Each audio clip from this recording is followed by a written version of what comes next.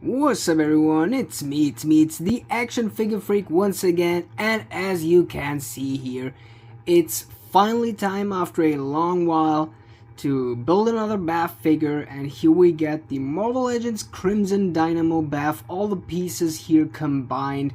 This looks super promising, so I would say let's just don't waste any more time and get this thing done.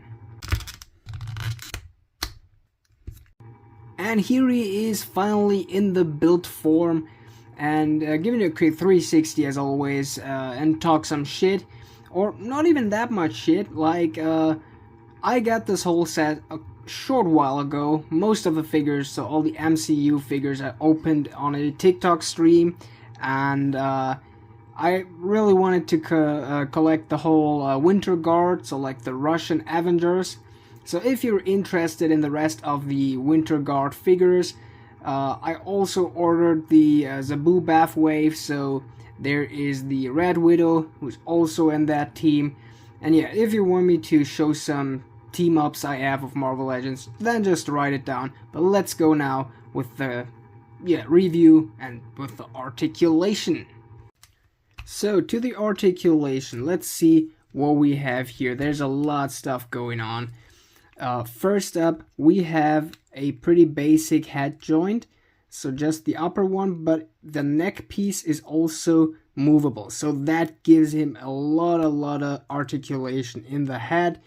You can count this here as an articulation. I think it's super good. It just dropped out here, so like, as you see, this is a pretty bendy plastic. You can remove it if you want from both sides, which makes him a little bit more movable and thinner. I think it doesn't even look bad. Like, we just have these big ass peg holes on the front here, but I wouldn't even say it's even bad. But yeah, right under that, before I attach the other one again, we get ball jointed shoulders, which move pretty good for a metal plastic. We have here one jointed pinned elbows. I mean, that figure is a little older, so the pinless stuff wasn't going around, I think, through that time. We got horizontal hinged fist and opened hand here, so both are horizontal hinged. We have no accessories for this one, which is kinda a shame. We have the upper chest swivel, and this one moves pretty good. Like, if you see that, let me arrange the arms a little. Can see to the front he goes pretty good, as well as to the back. Mostly they only go to the back good. We have no hip swivels, sadly. Here these leg swivels, if you can already hear it, they are stiff as hell. Was a hell of work to get them connected. The leg articulation here from the ball joints isn't that good, so as you see, you have to play around a lot to get good articulation out of there. We get double jointed pinned knees with a lot of details, which I will talk about later. And then we've got horizontal hinged feet. These are not really working good, but we have here not only the foot swivels, we've got here something to swivel them horizontally, so that's a lot of articulation in the feet. That gives him so much articulation back, I would say, from the armor that blocks stuff. But yeah, let's talk about the details at the next. And for the details, let's just start right off with the head again. We've got here some kind of dry brush, some light painting here on the front of his eyes, as well as on the star on his chest.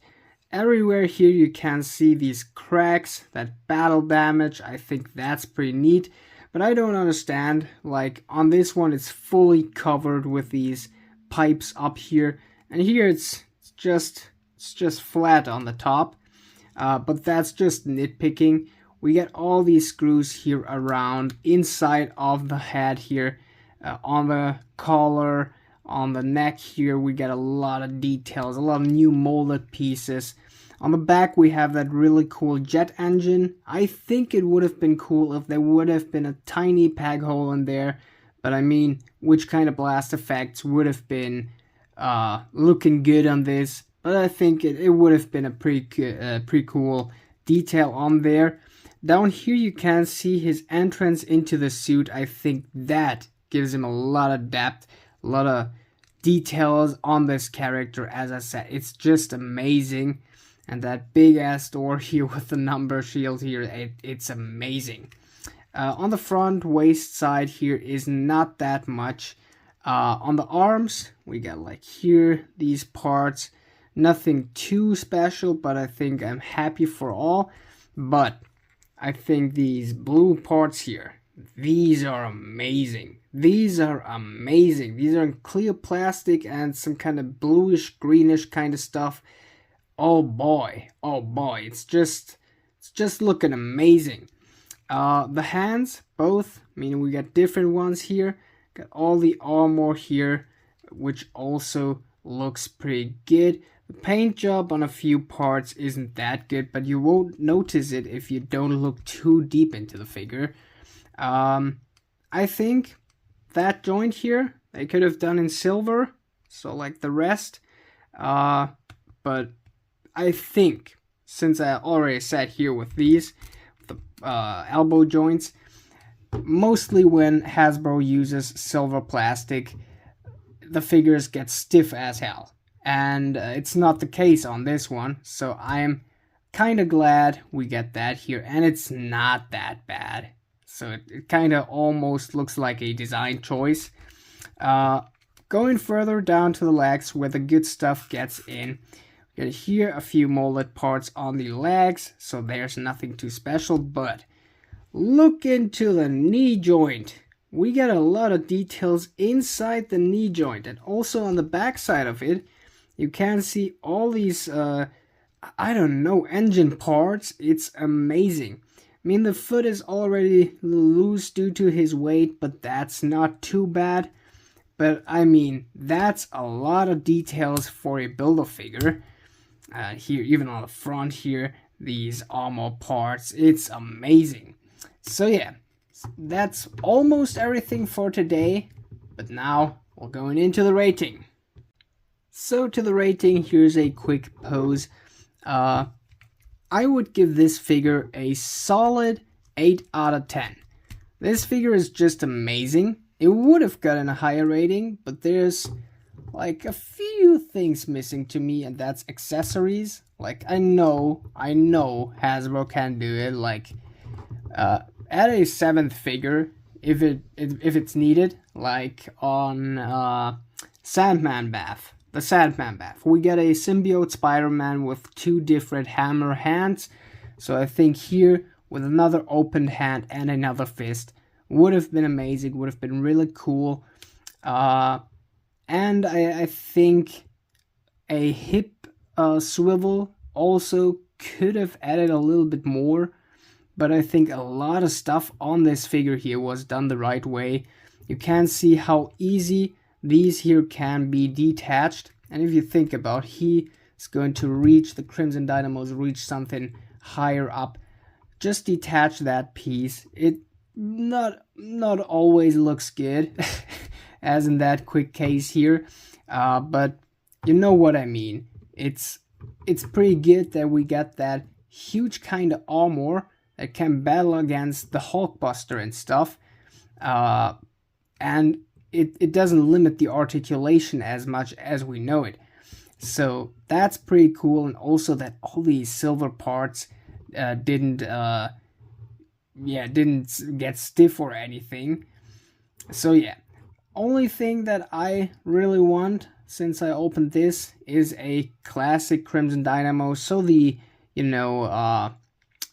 smaller version of the suit, we got one of I think Diamond Select. But we have no Marvel Legends in the smaller suit form, so I think that would be needed. I mean, this figure came out in, I think, 2018, and it's 2025, it's big 2025, and we don't have a normal Crimson Dynamo.